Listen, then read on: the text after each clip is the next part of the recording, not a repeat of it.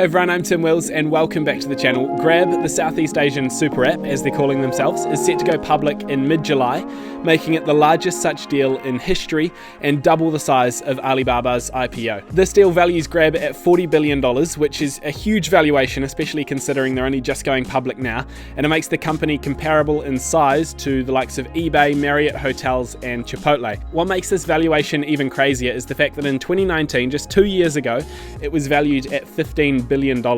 So, is this company all that it's hyped up to be, and has it done enough in the last 2 years to warrant a more than double in valuation? We'll look at what makes this company so great, and we'll mix it in with some healthy skepticism on the side. First of all, Southeast Asia's mobile phone penetration rate is exponentially expanding. That means the amount of people with a cell phone in their hand is growing very quickly every year.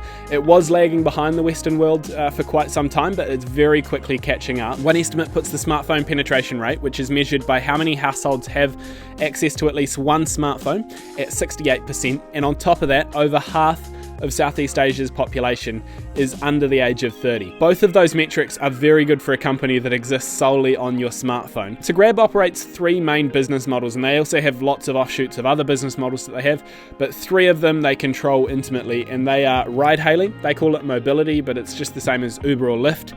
They've been in this sector for 8 years and dominate 70% of the market share. The second one is food delivery, Uber Eats or Deliveroo, those ones. They have a 50% market share and have been in the industry for just 3 years.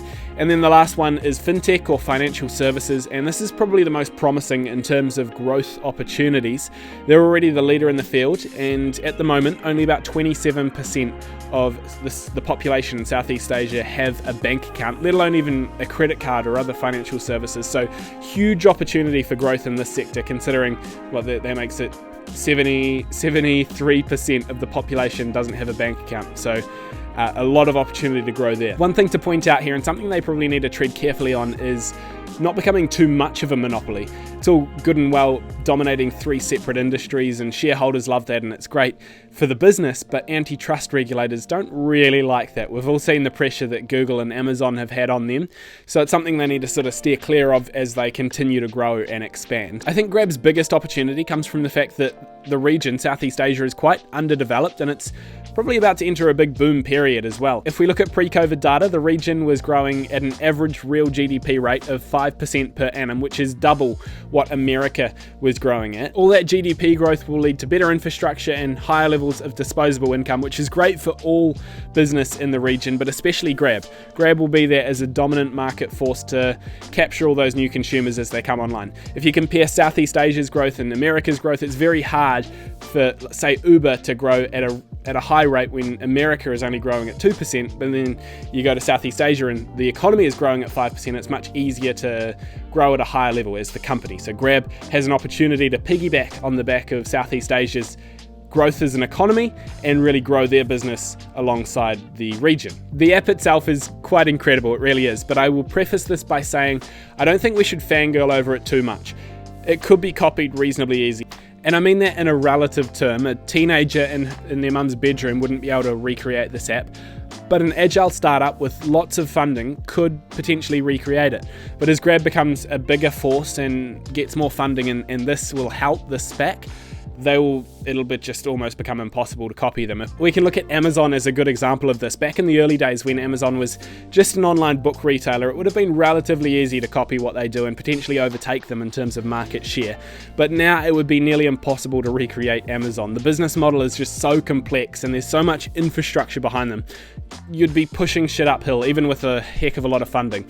So getting back to Grab's app, what does it do? Well, it does a heck of a lot actually. It can be your entire bank account, so you can send money from it, receive money and pay for things. You can invest from it to get insurance, take out a loan, send money overseas. There's a pay later service. You can order a taxi, you get food and parcels delivered. Get professional help from doctors, that's quite cool, and then book an appointment with the doctor if you need it. And you can book hotels, book flights. I could go on, but it just shows the vast amount of things that you can do with this app. It really is a super app. I thought this was quite interesting because they highlighted it in their presentation and I wanted to bring it up, but they have highlighted that they are a hyper-local company. So an example they would use, and they didn't use this example, but I'll sort of paraphrase it. So where Uber might copy and paste their business model into, say, different cities or countries, Grab goes, well, actually we have to adapt our business model depending on the culture, the terrain, and a whole bunch of other factors.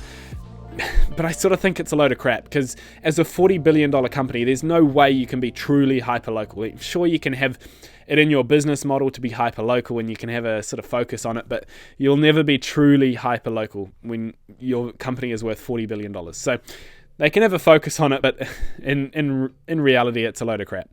Of course, there are a lot of risks that come with Grab. The first one I sort of touched on earlier, and it's the massive valuation that they've given themselves.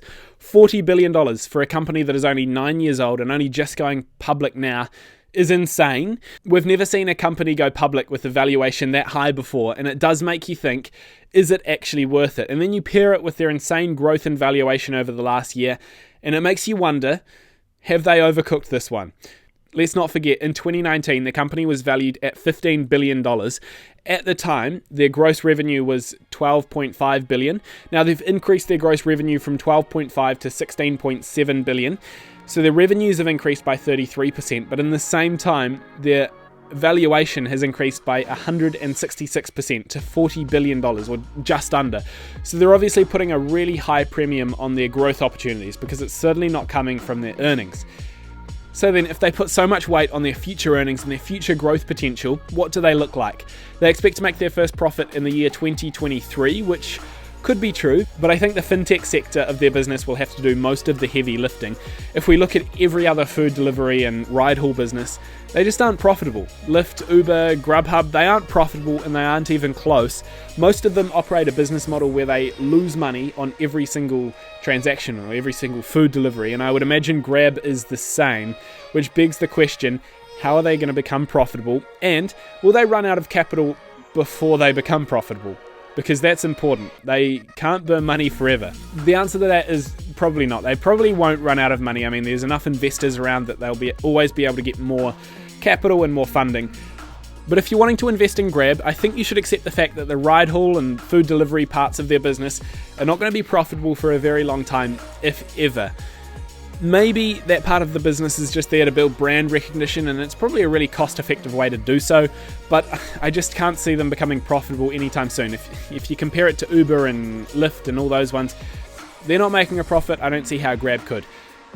Fintech is where all of the value of Grab comes from. So if you're wanting to invest in Grab, you have to believe in their fintech operations. Personally, I think it's a good long-term play, but I do get the sense that they won't be profitable by the year they're predicting, 2023. They'll probably be profitable a few years after that, which could really affect their share price in the short term. Maybe not so much in the long term. Thank you so much for watching this video. If you liked it, please hit the subscribe button. I post finance-related videos like this one every week, so I'll see you back here next time.